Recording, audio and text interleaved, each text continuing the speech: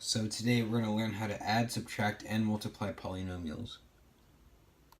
Alright, so let's start off with addition. So when we add polynomials, we have to combine the like terms. So x squared and x squared, you have the x's and then the regular numbers. I know it looks like an x cubed, but that's an x squared.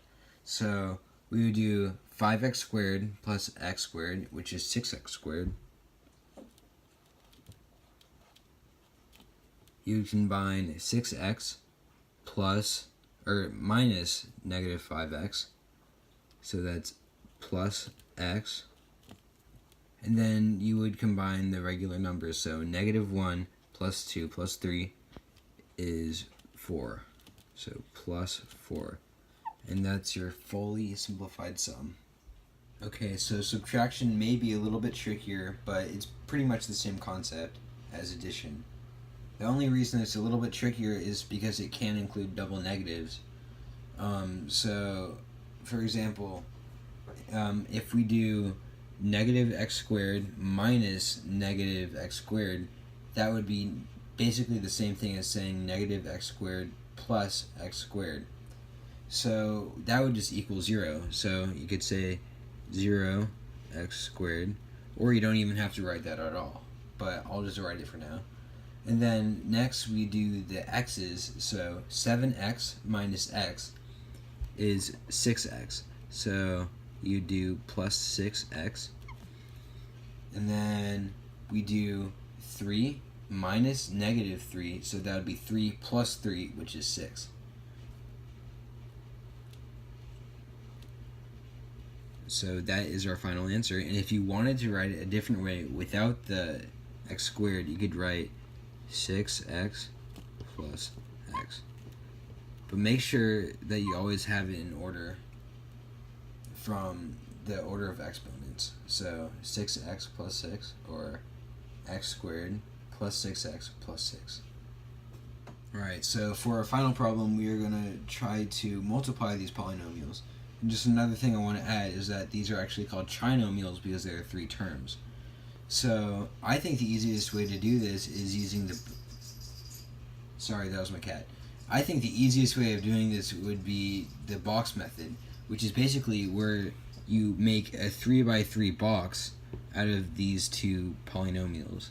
So let's do 2x squared minus x plus 3.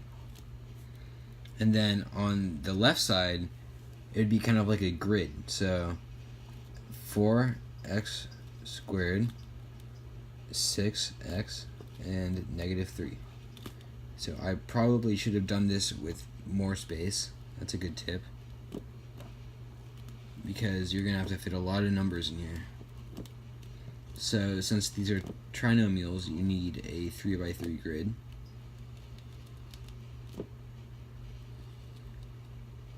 So what we do is we multiply the left side by the top in each box.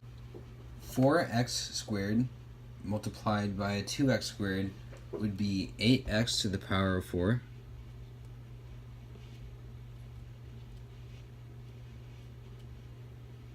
Four x squared times negative x is negative 4x cubed.